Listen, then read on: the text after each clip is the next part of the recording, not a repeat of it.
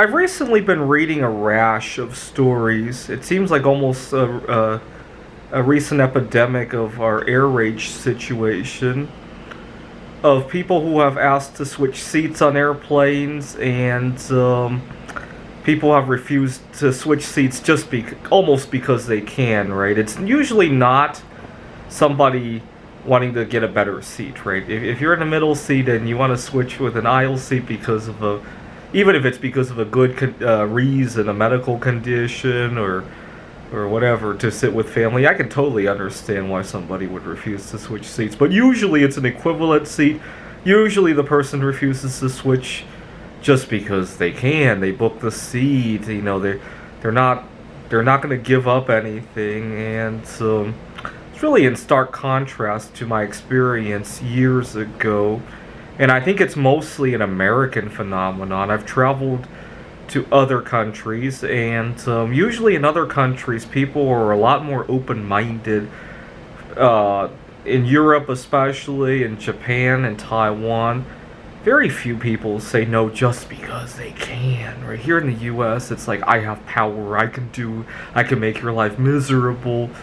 You know, at the workplace, I recently had some difficulty with my manager, who said that he couldn't find somebody to replace me for the lunar eclipse, and he told me to just come because it's better than nothing. You know, he realizes I'll be up the night before, and he tells me to go enjoy the eclipse, but come the next day because it's better than nothing.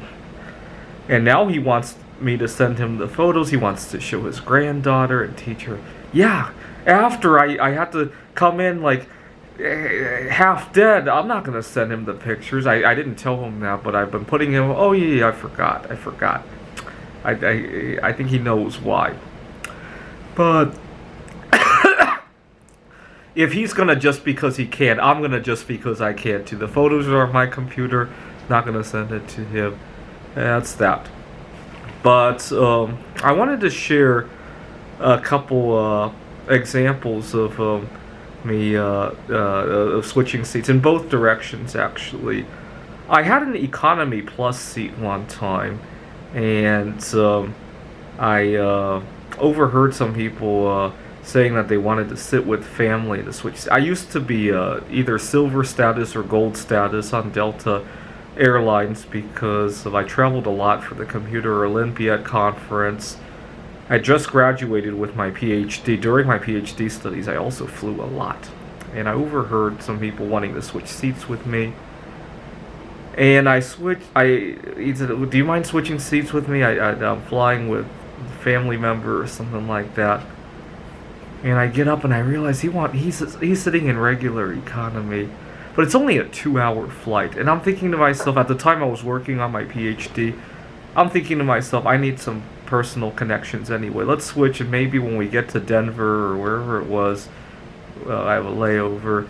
Maybe he'll plug me into to his social network, and who knows? Maybe I'll meet a significant other or an important partner in my life. But I switched seats with him, and as we were getting off the plane, his new seat was now behind me, and as we were getting off the plane, I let him walk past me to see if maybe there'll be another connection of some sort. He walks by completely without emotion. I just felt drained. And it felt like it was only a 2-hour flight. So I tried to remember it was only a 2-hour flight, and maybe him interacting with his family was more important than me having a little bit of more leg room, and so that was that. And so you would never dream of nowadays trying to ask to switch seats with somebody in a higher seat than you will. I mean, it'll probably bring down the entire trip, right? You're lucky if that flight doesn't get delayed after somebody asks for something ridiculous like that, right? Now, after that flight, I had a phase in my life where I really wanted to meet a significant other in my life, and I don't anymore. And there were a couple times I got into an airplane and I would see an interesting girl, and I would ask the person, assuming that she was flying alone, right, not with her parents or her boyfriend or husband, I would ask the people sitting next to her if, I was like, hey, do you mind if I talk to you for a second? and I would whisper to them, I'm single, and I think I want to try hooking up with this girl. Do you mind switching seats with me? Assuming the person sitting next to her was also flying alone. And I had some pretty good luck doing it, unless there was a good reason, right? Maybe the person, I didn't realize, but his family member was behind him or something like that. But even then, they wished me luck, and they said maybe during the flight I'll switch with you for 10 minutes, and you can. I think I had a couple of those situations.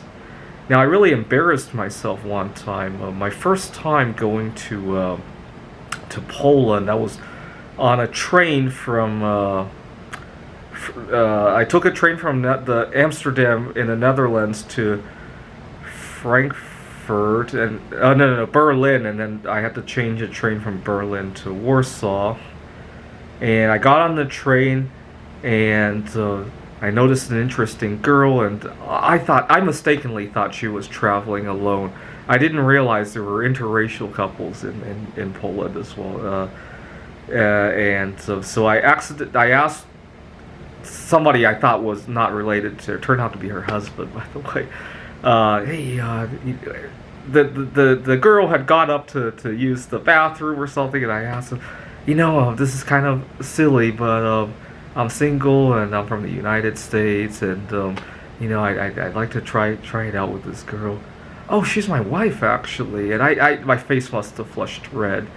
And oh no, I'm so sorry. Well, congratulations, you did very well. And I thought for sure he was going to kick my ass. I was so prepared. I was so prepped up to fight just in case something was going to go wrong. And fortunately, it's a train, so I can get off of the train and then wait for the next one. Right? If it were a plane, I think I would be a lot more nervous about that.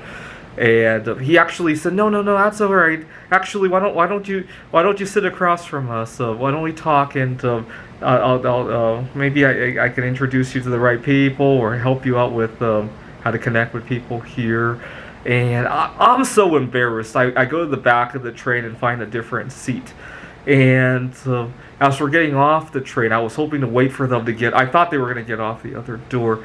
And he actually walks back to me and says, oh, good luck with everything. See, you would never expect that in the United States.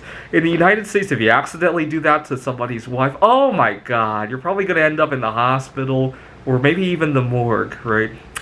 But this was 6 years ago. I can't imagine in the United States today, maybe a few years ago you could do, today, accidentally asking somebody in a language that they can barely understand, that somebody wants to hook up with your wife, right? Oh my God, right? Nowadays, you can't even switch seats for a good reason, right? Earlier today, I was reading a story about somebody wanting to sit next to their child because their child has a teenager, actually, 15, 16 years old, has major anxiety disorders revolving around flying, needing a window seat or something like that. And for some reason, somebody refuses to switch seats just because they can, right?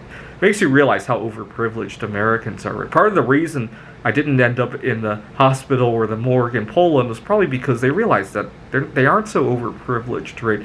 Just to have a train to ride in, just to have something to eat, somewhere to sleep tonight, they don't take that for granted, right?